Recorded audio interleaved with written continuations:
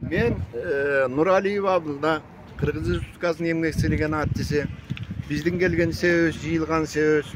Mana uşuncha aydan beri kıynap, iştep atkan jigitти jumuştan түшүрүп, je özü ketpey, je bulaga jumuş berбей, 10 000 so'm alganдар соттолуп атат.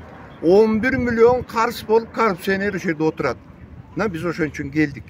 Bu эми калыстык каякта. Мына биз айта турганыбыз, урматтуу Садыр Нуркожоевич, мына көптөн бери ушундай бизди талашты кыйнап атат. Маназордодо ушундай сонун эмелерди ачып, бакыт үй өргөсүн, салбурунчулар, ордочулар, Манас мектебин ачып, ушундай кылып аткан кишилерди жумуштан кууп, 74 кишини жумушка алып, мына 40-50 жигиттердин мына күч берер, Кыргызга эме берер иштери кезинде жумуштан алышып отурат. Менин айтарым, калышчылыкка келип, мени илгертен бери эле мактап келатам. Ташта жере тешер тамчы бар, бу Кыргызстан чыккан камчы бар. Ушу камчы Кыдыршаевичке да кайрылабыз. Урматтуу камчы Кыдыршаевич. Ушул 11 milyonu жеп, коррупционер соттолуп, мына сот чечим чыгарып, сотунун эмеси турат 11 milyonu. Ошону төлөп бербей дагы, жумуштан да кетпей. Анда бу мен каякта калды анда биздин закон, каякта конституция. Жеген адам терде тайраңдаса, жебеген кишини жумуштан чыгарып кыйнаса, биз үчүн силерге кайрылып келдик. 4 райондон, Талас облусунун бир бурчугунан, мына бүркүтчүлөр, салбурунчулар, тайганчылар, аксакалдар 4 райондун жигиттери келип турат. Биз ушу эмени карштык кылып кайра ордуна отурсаңар экен. Коюп Манаста айтты, мынакай Кыргыздын сыймыгы болгон маданий мурас. Манас ордодо бир салбурун деген бул эр Манастын доорунан бери келаткан эң алгачкы маданият.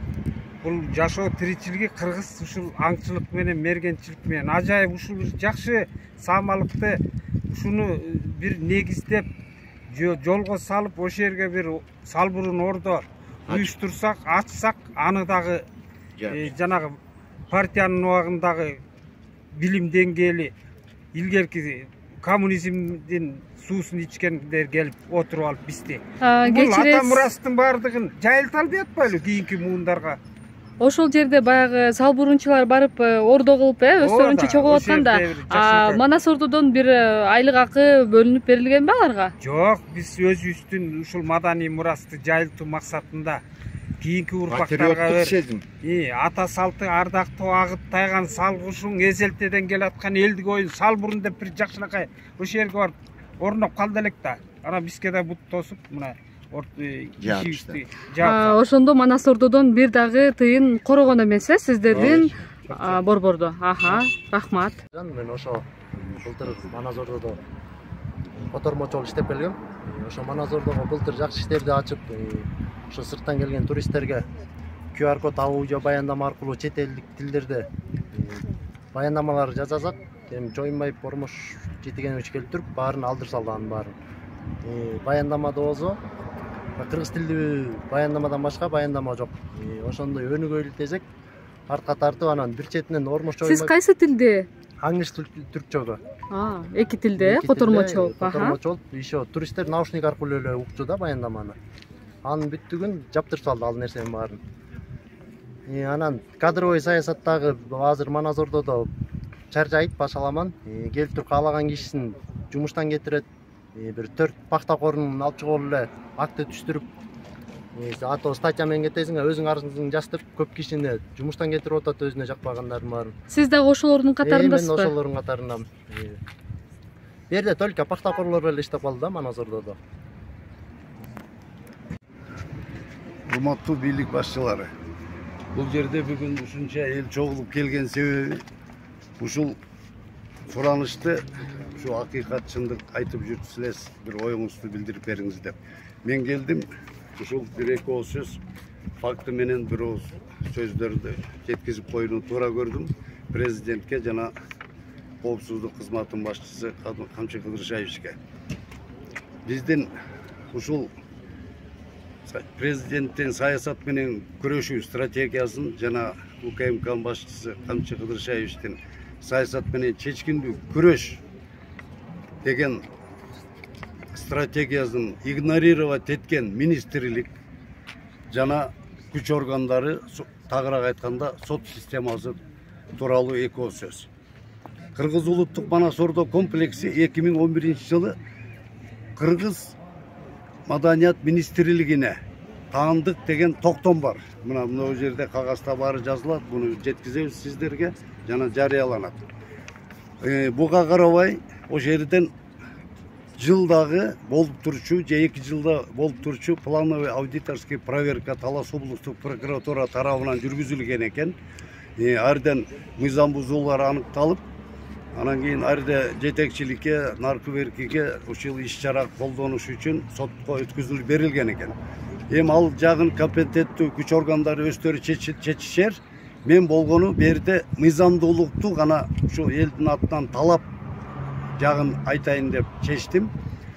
Берде сот болгондо биринчиси май айында болгондо 8 миллион 44 миң сом тыйындары менен айып коюлган экен. Анын ичинде машиналар, тракторлар, техника ушулар бар экен. Анан кийин ошол төлөнсүн деп август айында болгон кийинки сотто берде министрлик өкүлүн жиберет. Өздөрү келбейт, ушу местный өкүл экен, Абдыкадыров деген билбейт экен мен азыр. Ошол барып алып, ошол жерде сотто показанияда орустар айткандай ввел в заблуждение судебную коллегию. Тагыраак айтканда эч кандай министрликке карабайт. Манас ордо улуттук этнографиялык комплекс жана эч кандай министрликтин добу жок деп. Сот ошонун негизинде, ошол көргөзмөнүн негизинде чечим чыгарыптыр. 8 миллион 44 миң эч кандай төлөнбөйт. 2 миллион 400 миң тегерегинде сот возврат кылып, Манас ордо улуттук комплекске балансында которуп беришиптир кайта. Эми берде мыйзамдуулук кайта жатат. $1 миллион кузуп, $1 миллион урдап, $1 миллион кузуп кутулуп кетишип атат. Ал бир жагы. Экинчиси берде ирик нарушение. Бир кой урдаган карапайым бир жигит айылдан урдаса 3 жылга кезилет. 8 миллион сомду кечирип турган Алтынбек Максутов министр мырза міне чөнтөгүнүкү ал деген бюджеттики, демек элдин акчасы. Аны эмне үчүн кечирет министрлик? Төлөнбөйт, биздин добубуз жок деп. Фактически ал акча министрликтен которулган акча, бюджеттин акчасы экен. Вот ошол жагын мыйзамдуулугун карап берсеңер. Ал Манас ордо улуттук комплекси Маданият министрлигине карабайт деген чечимге, көргөзмөгө мен мынау цифраны келтирет элем. Кыргыз Республикасынын өкмөтүнүн 11-жылдын 3-май күнү номер 202 сандуу Кыргыз Республикасынын президентинин 2001-жылдын 24-мартындагы Талас областтык мамлекеттик Манас ордо комплекс жөнүндө указын ишке ашыруу тууралуу Кыргыз Республикасынын өкмөтүнүн 2001-жылдын 1-июндагы номер 261 токтомуна өзгөртүүлөр киргизүү жөнүндө токтомунун 4 пункт 4 жана 1 бөлүмүндө Манас ордо Кыргыз улуттук комплексинин ишин Кыргыз Республикасынын Маданият жана маалымат министрлиги багыттайт жана координациялайт. Башкы директор Талас областынын мамлекеттик администрация башчысы губернатор менен макулдашуу боюнча Кыргыз Республикасынын Маданият жана маалымат министринин сунушу менен премьер-министр тарабынан кызмат ордунда дайындалат. Значит, берде министрликтин өкүлү август айындагы соттун коллегияны адаштырып факты менен чечим чыгарууга мажбур кылган. Жана министрлик бунун үчүн кет башы менен жооп бериш керек.